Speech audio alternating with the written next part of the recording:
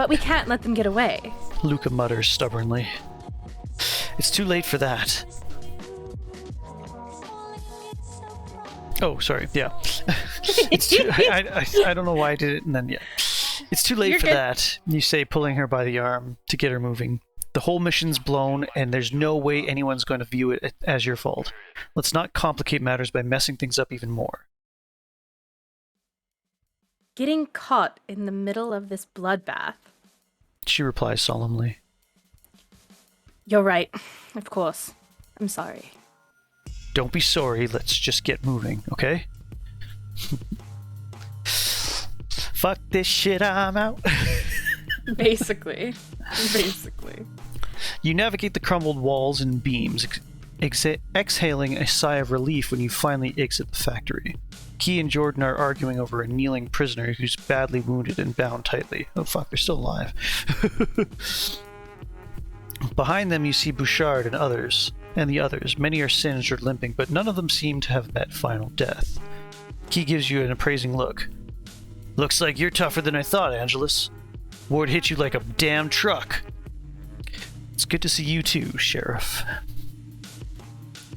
Oh, jeez. I wasn't expecting a picture. Just like, So,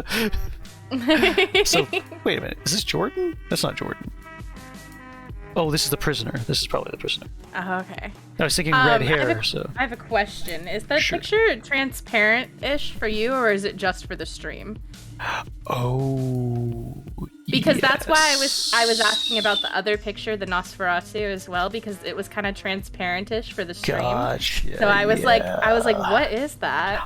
So what I have is just my browser, and I've kind of blacked out the background so that only the words kind of show up. So I wasn't even thinking that. Yeah, I'll bring them up after what the different pictures are. Yeah, all good. I was just like, are they all meant to look like that? That's wild. No. Yeah, no. What does it look like? Yeah. I'm just curious what it looks like for you. Oh, yeah. That looks weird. That's funny. Okay, good to know. It's kind of cool, but... Did you want to read this one, or...? Sure.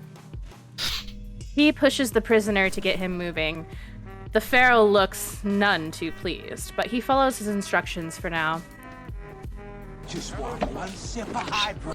Hydro sounds good. Thanks, man. Thanks, Cap. Very Solidarity. Nice. That's what we stand for. That's right.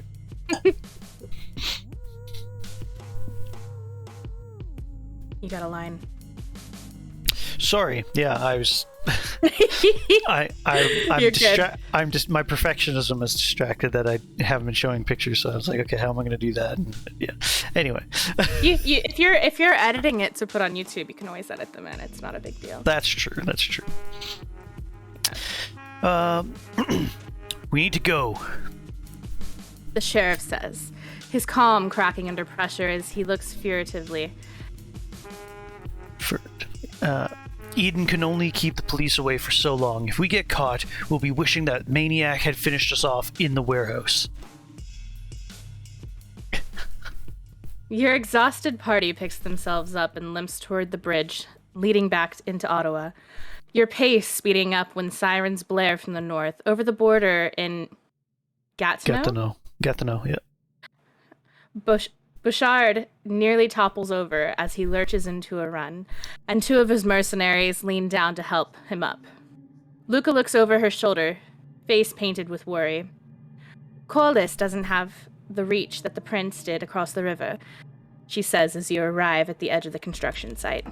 If Arndel really was beckoned, we have a lot of slack to pick up.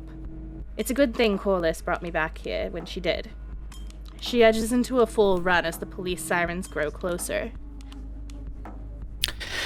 It's too early to make assumptions. You grunt, your foot almost catching on a metal support bar as you cross the bridge at a run. We already have enough trouble with the Anarchs. Rarely is the weight of your power more keenly felt in the event of a sudden absence. The bedrock of Ottawa's Camarilla society has been patiently chipped away by a hundred knives, each skillfully wielded by those kindred who each skillfully wielded by those kindred whose day-spawned dreams bloomed ripe with a hunger for ascension, eternally waiting just out of reach. But they could wait. Undeath, after all, conferred a distinct advantage over the fleeting ambitions of humanity. And now, it seemed, their long nights of plotting were about to pay off. 4 nights ago, Ottawa's prince had simply disappeared, abandoning engagements which had always routinely met with extreme punctuality. What was first seen as unusual Political. What was first seen as an unusual political slight became a concern on the second night of missed appearances, and by the third and fourth, unrest within the community was all but inevitable. As the prince's seneschal, something? Yeah, I'm not sure.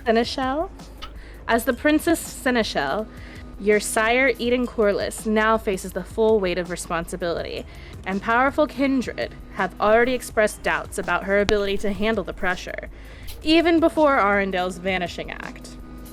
Of course, if she manages to impress them, she may rise to the office of the prince herself. Despite what some may think, the title has always been gender neutral. That's true. A quick dash to safety. Another site. This guy looks more venture than anything.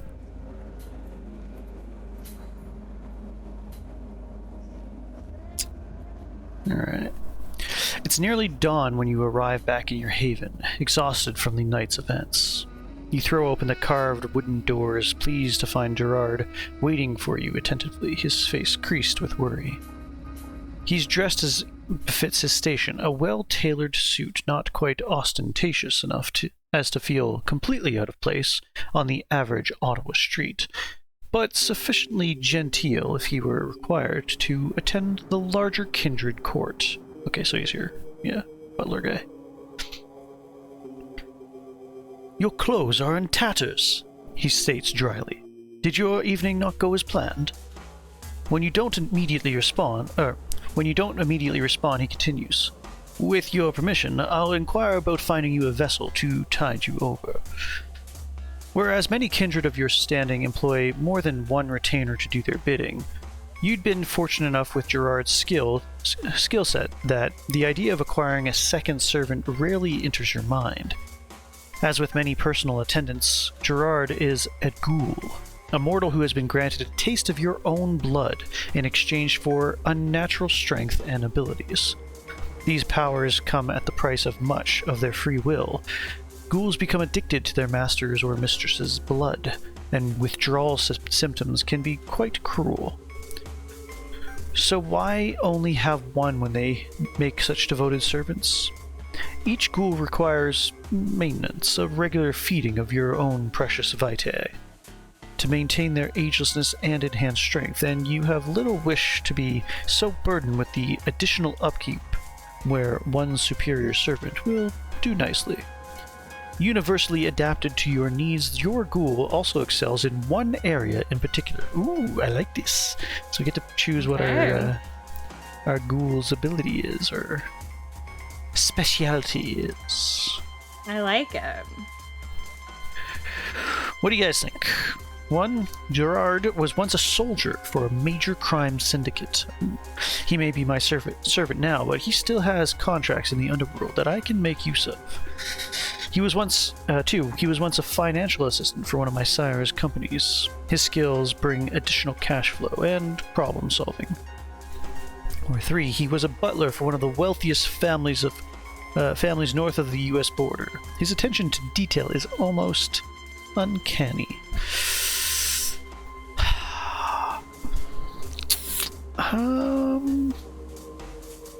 What are you leaning toward?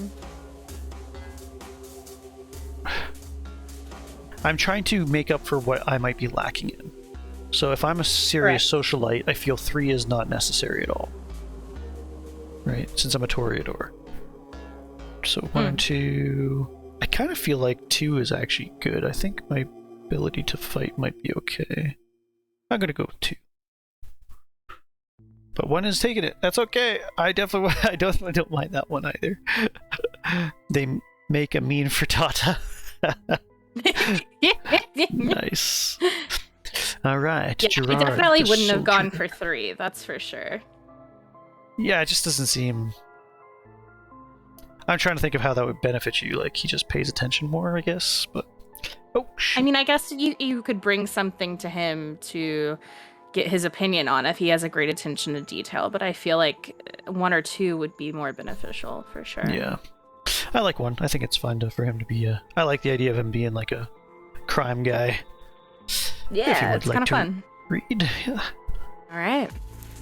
Gerard has never been held back by anything as pedestrian as a moral compass. Before entering your employ, he worked as an enforcer for a local crime syndicate. Calm, cool, and professional. When the syndicate chose to attack one of Prince Arendel's companies, he'd ordered the organization wiped out, but saved their most useful men and women for his own use, granting you one of your choosing. Gerard had been the obvious pick. He reacted well to the gift of agelessness, exchanging loyalty to money for loyalty to the blood. You discard your clothes and Gerard collects them gingerly, his nose wrinkling at the state of their disrepair. These won't be of much use to you anymore. He says. I need a different voice for him if he's a crime guy. I was thinking he was a butler when He could still be like a fancy crime guy. Yeah, sure. No. I'll do I'll see How about grungy replacing do we them. want him to be? Yeah, I'll see about replacing. Something more like that, yeah. I like that. Next one's you two. Oh yeah. That would be good, Gerard. Thank you. If I may be so bold, sir. Gerard asks with an unusual degree of trepidation in his voice. Has Prince Arundel resurfaced yet? I've heard rumors among the servants. They believe he's left the city. Kindred affairs are not the domain of mortals, Gerard. No matter how elevated, you should remember this at all times. We don't know yet, I admit. I'll be speaking with Corliss about it tomorrow, once I've had time to rest. I believe all is well, Gerard, I say with uncertainty. Arundel does not always explain his whereabouts to the court, nor is he required to. In the meantime, Corliss has everything under control. A servant should know better than to be asked such questions. I offer him a withering gaze and no words at all. I thought before I finished that sentence, before he finished the sentence, I thought he was gonna backhand him or something really awful. Oh, that would be oh, really harsh. Jeez. That would be really harsh. Yeah. I think number 4 is a little too harsh as it is. It doesn't fit our character at all. All right, I'll just do 1 to 3. I'm okay with.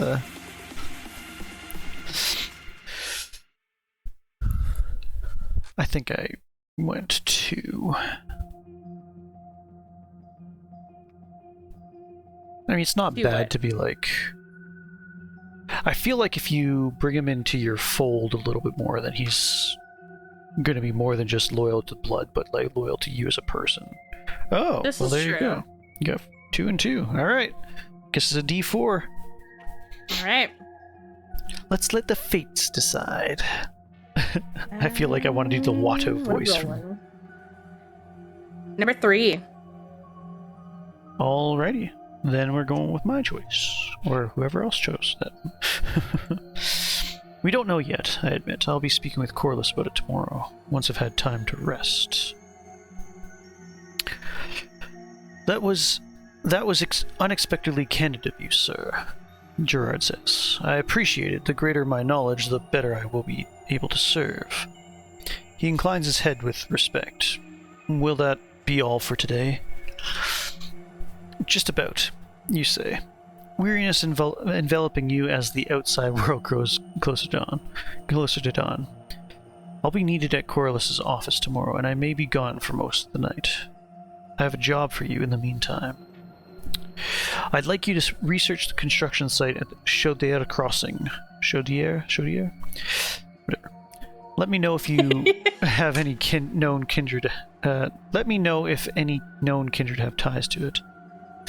There's an explosion by the Chaudière Bridge tonight. I need you to gather any information about what the police found there. Find out if there has been any recent sales of large quantities of explosives in the last week, most likely in the underground economy. I think because he's... What his specialty is, number 3 for Number 3 sure. just makes the most sense, yeah. Yeah, Like, why would he know so much about kindred as much as, like, the underground stuff? Like, it just makes more sense. Exactly. Yeah. Alrighty, if you will. You first? Yeah. Of course, sir.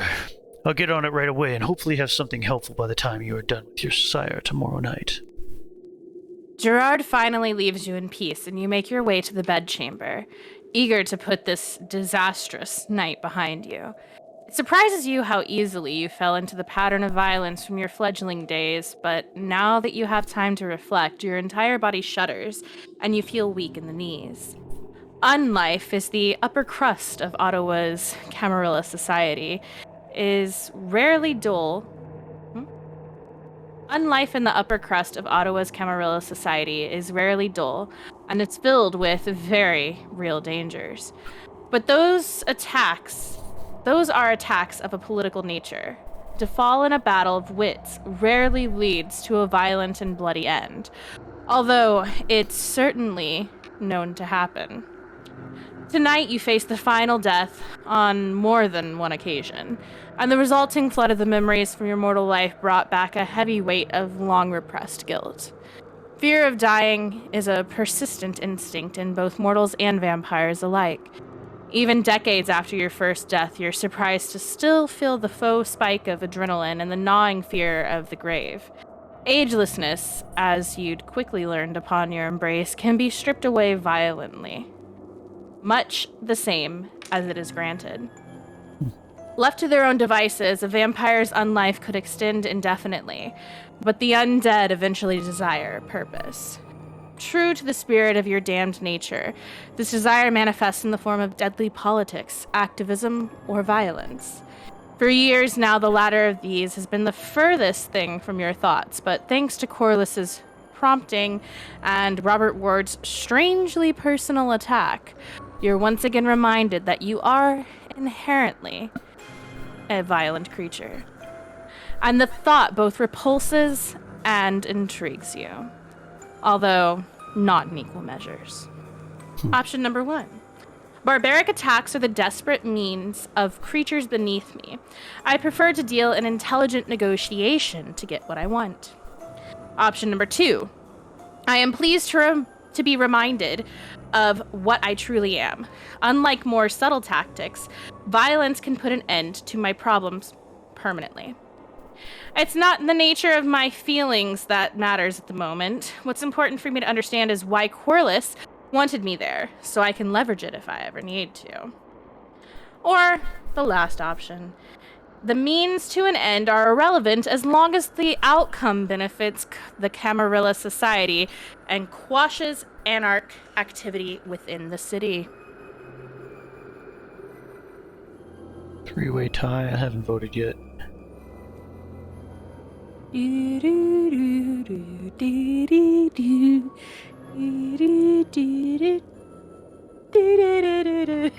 Sorry. I think I'll go with 1 as well, because I think that's what a Toreador would do. Okay. Although one who's like hyper, like, fanatical about the Camarilla would probably do the 4th one, but I don't feel like that's what we've been. No. So. But 3 is a reasonable option as well. Cool. I think you were all good. Yes, you all chose wisely.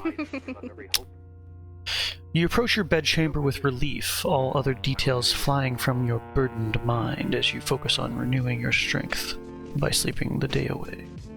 I sleep on a plush mattress in a lavish bedroom, the bed itself hemmed in by luxurious blackout curtains. I sleep in a tasteful coffin. It may be a cliché, but for some reason it makes me feel more in tune with my state of undeath. Where I sleep in a regular, everyday bed, it helps to ground me and keep me humble. 1 or 2. I'd go with 1. Okay. I think it's a terrible Just idea, because but that's I what agree. I want. That's just what I want. So. I feel like it's so easy to kill somebody in a bed versus a coffin where you can have it hidden, stashed away somewhere surreptitiously. But still, Yeah. I understand. It makes sense for a Toreador, so I agree. Okay, yeah. Sorry, I want to get to the end of the chapter and then I'll do that cap. Look at the stats again. Because I know that there's still a couple things we should be doing. This is a very long chapter compared to what we were doing before. I've gone through the prologue and the first chapter with Liz. And halfway through the second, I think, too. What good is an ageless unlife if you can't lead it in style? You close the curtains and sink into the mattress with a deep sigh, gazing up at the canopy as you settle into sleep. An image floats before you of the mortal you attacked tonight in a rage of hunger. In your blood-starved mind, you'd been certain that they were someone from your past before the embrace. What you can remember is the intense feeling of wrongness you'd felt, like there was a secret locked within your mind, nagging from behind a wall of repressed memory. You close your eyes and images flood back in quick flashes before solidifying into a scene you'd visited often, but never remembered in your waking hours. A lost memory, stolen from your cold and long dead mind. But it's resurfacing more frequently now, as if something has shaken it loose to rattle around in your head like a specter. You'd been chosen by your sire because your mortal abilities fit with her ideals for the Toreador clan. The dead have no need of mortal memories, but without some anchor to your past, your humanity will your humanity be gone forever? The vision is as vivid as it always is, and for fleeting seconds, you're confused as to why you're so surprised. You've always been here. This is who you are. In life, before you were chosen by Corliss to join Clan Toreador, you were 1, 2, or 3. Oops, not 1, 2, any 3. An influential journalist. I traveled the world and reported from war-torn countries. Strength, wits, and resolve. Kakashi, hey man, how's it going? Welcome. A master of propaganda. No mind was so set in its ways that I couldn't change. Manipulation, charisma, intelligence. An artist, posing unrivaled skill and drive. My steady hand and attention to detail had others in awe. I think I just feel Toreador like... is meant to be an artist, so number 3 makes sense. Yeah, I like number 2 as well. That he's... But, like, that's more... Yeah, composure, stamina. I'm okay with 3 or 2. I'm okay with either of these, so I'll let you guys choose.